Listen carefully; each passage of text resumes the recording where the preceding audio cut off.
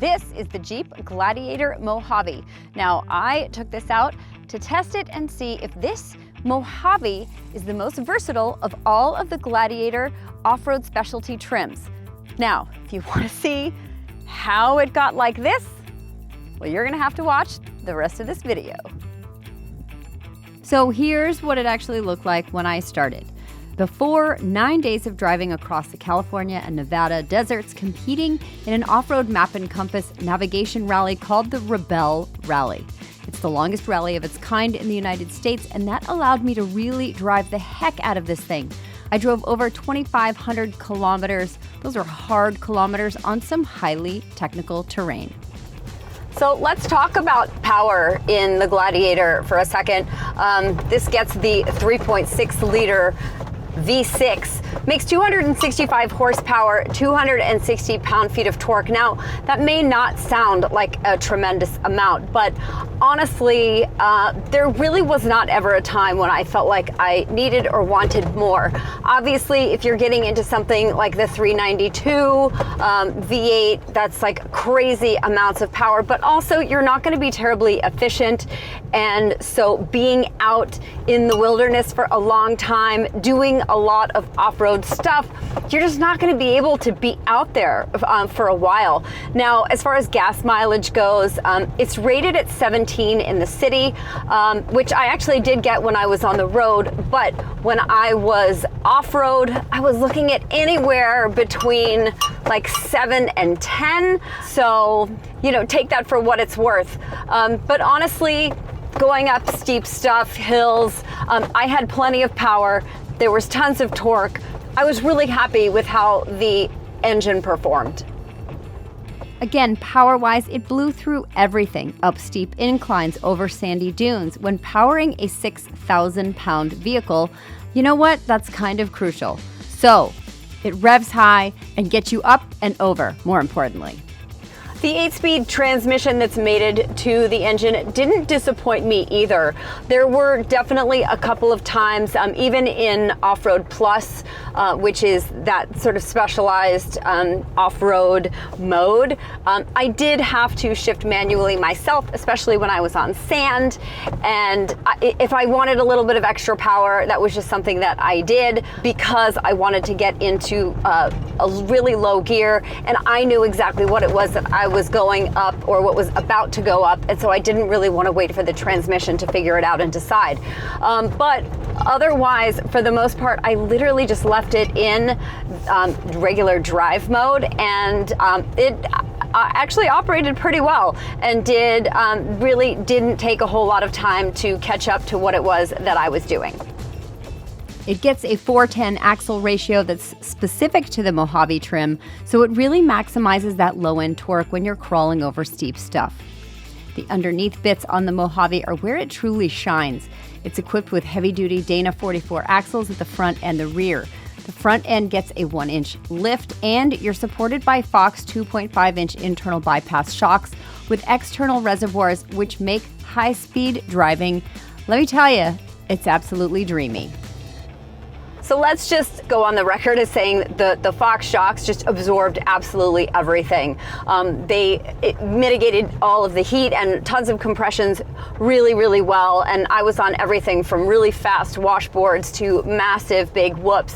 And I never ever felt like anything in the performance area was diminished at all. This also comes with hydraulic jounce bumpers, which really do help prevent you from bottoming out. Now, I will say this, like it does, when those jounce bumpers hit, it does make a kind of a noise that makes you feel as though you are bottoming out, but you're truly not. It's a noise that you get used to quite quickly. Overall, I mean, I was so comfortable the entire time that we were literally just pounding the heck out of this truck. And I would highly recommend to anybody doing anything that they give this suspension a shot, because this really was put together in an expert way. I mean, I think Jeep really absolutely just nailed it here. So I assumed that the Mojave would only be good for high-speed desert driving, but I was actually wrong. In spite of its long wheelbase, it's got decent enough geometry, and with 11.1 inches of ground clearance, I got over everything.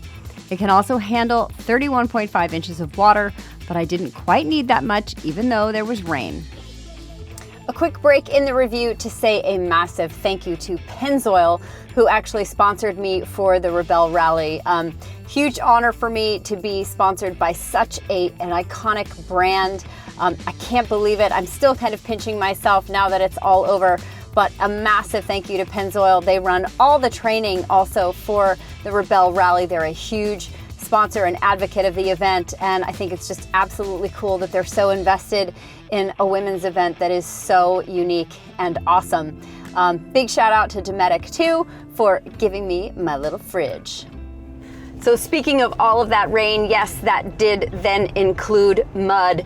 And I will say the Falcon Wild Peaks that are on here, I've never run those before. They handled the mud okay. I think anytime you're sort of in that kind of condition, unless you have a very specific mud tire, like maybe a Nitto, then you're gonna sort of collect a lot of mud and do a little bit of sliding around. That being said, in every other way, the Wild Peaks really impressed me. We were on some jagged stuff, lots of sort of tire landmines out there that I never had a problem with. I never got a flat. My 6th year doing the rally, the Rebelle, and I've never had a flat tire, never been to the mechanic. So these tires really did get me out there and get me home safely.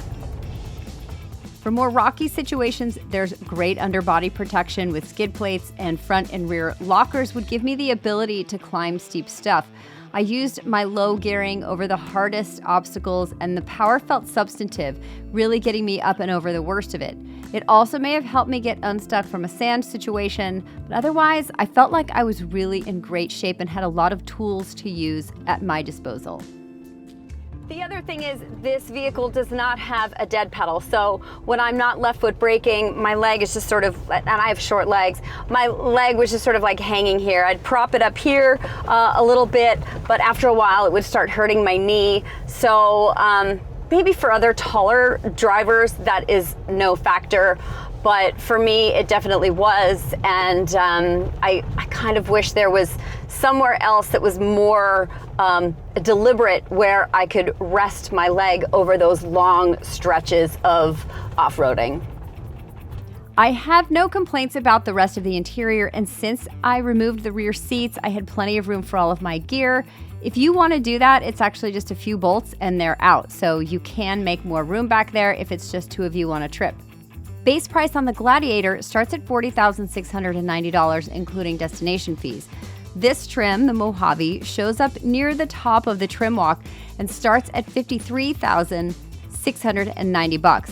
I've got some options on this one that I'm driving, including the cargo group with the rail system in the back, which I needed to tie down gear, the heavy-duty rock sliders, which come in truly handy when you're crawling over rocks to protect the body of your truck, and the spray bed liner and a couple of other goodies. So the total price on this one that I'm driving, $68,425.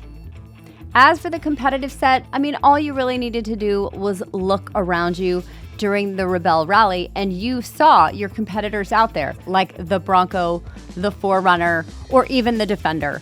So it's a lot of capability, but also with a lot of utility as well. So is the Mojave the most well-rounded of the Gladiator trims? Well, it handled sand. It handled Baja-style driving. It handled washboard, big whoops. It handled loose shale. It handled steep inclines. It handled mud. There really wasn't anything that I threw at it that I didn't feel completely comfortable and confident doing. This really is the Swiss Army knife of off-road trucks, and I, for one, am a huge fan. The only thing that it didn't do was cook me breakfast and wash itself. I guess you can't have everything.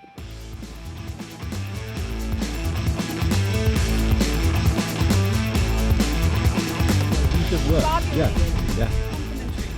Not discombobulated. Is combobulated a word? It must Can be. you if combobulate? While you guys are over there joking around, I'm gonna be over here working. Okay. Trouble already. Good luck.